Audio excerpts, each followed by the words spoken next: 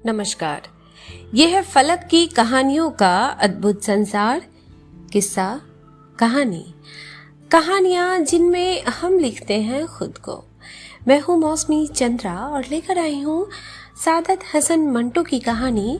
शीर्षक है खोल दो। अमृतसर से स्पेशल ट्रेन दोपहर 2 बजे चली और 8 घंटों के बाद मुगलपुरा पहुंची। रास्ते में कई आदमी मारे गए, अनेक जख्मी हुए और कुछ इधर उधर भटक गए। सुबह 10 बजे कैंप की ठंडी जमीन पर जब सिराजुद्दीन ने आंखें खोली और अपने चारों तरफ मर्दों, औरतों और बच्चों का एक उमड़ता समुद्र देखा तो उसके सोचने समझने की शक्तियां और भी बूढ़ी हो गई। वह बहुत देर तक गंदले आसमान को टकटकी बांधे देखता रहा। यूं तो कैंप में शोर मचा था, लेकिन बूढ़े सिराजुद्दीन के कान तो जैसे बंद थे। उसे कुछ सुनाई नहीं देता था। कोई उसे देखता तो यह ख्याल करता कि वह किसी गहरी नींद में गर्क है, मगर ऐसा नहीं था। उसके होशो आवाज गायब थे। उसका सारा अस्तित्व शून्य में लटका हुआ था। गंदले आसमान की तरफ बगैर किसी इरादे के देखते देखते सिराजुद्दीन की निगाहें सूरज से टकराई। तेज रोशनी उसके अस्तित्व की रग रग में उतर गई और वह जाग उठा। ऊपर तले उसके दिमाग में कई तस्वीरें दौड़ गई। लूट, आग, भागम भाग, स्टेशन, गोलियां, रात और सकीना।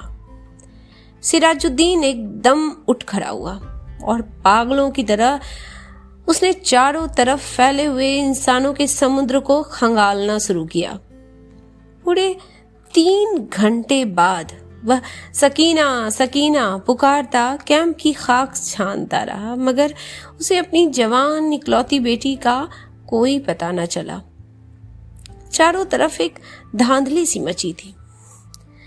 कोई अपना बच्चा ढूंढ रहा था, कोई माँ, कोई बीवी, कोई बेटी।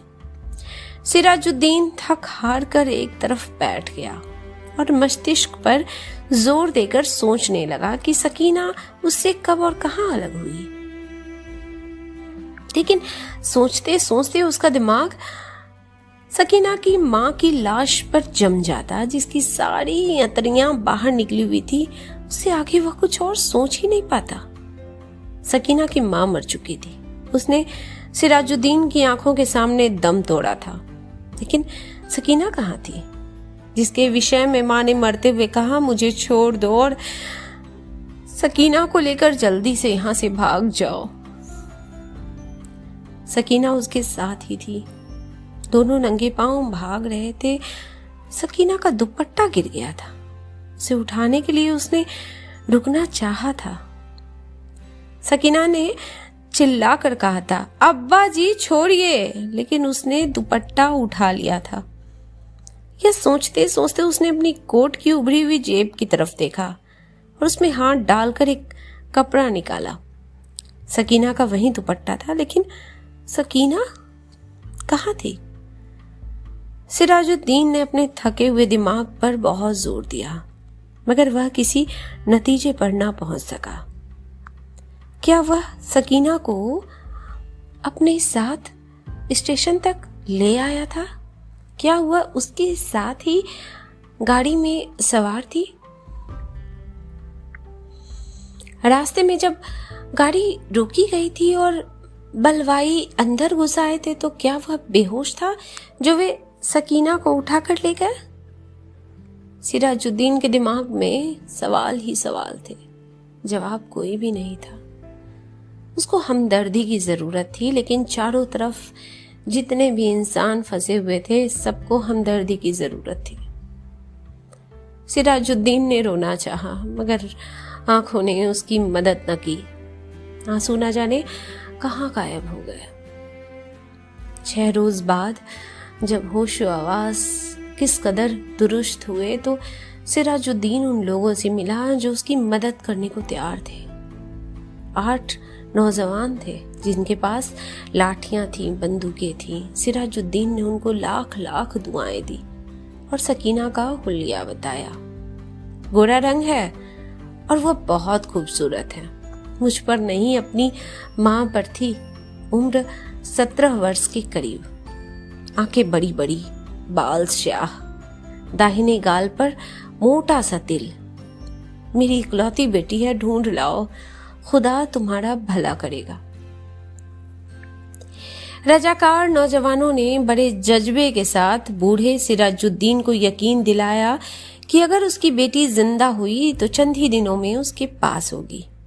8 नौजवानों ने कोशिश की। जान हथेली पर रखकर वह अमृतसर गया। कई मर्दों और कई बच्चियों को निकाल कर उन्होंने सुरक्षित स्थानों पर पहुंचाया। 10 रोज गुजर गए मगर उन्हें सकीना ना मिली। एक रोज इसी सेवा के लिए लारी पर अमृतसर जा रहे थे कि छररा के पास सड़क पर उन्हें एक लड़की दिखाई दी। लारी की आवाज सुनकर वह बिदकी और भागना शुरू किया। रजाकारों ने मोटर रोकी और सबके सब उसके पीछे भागे। एक खेत में उन्होंने लड़की को पकड़ लिया। देखा तो बहुत खूबसूरत थी। दाहिने गाल पर मोटा तिल था। एक लड़के ने उससे कहा, घबराओ नहीं, क्या तुम्हारा नाम सकीना है? लड़की का रंग और भी जर्द हो गया। उसने कोई जवाब नहीं दिया।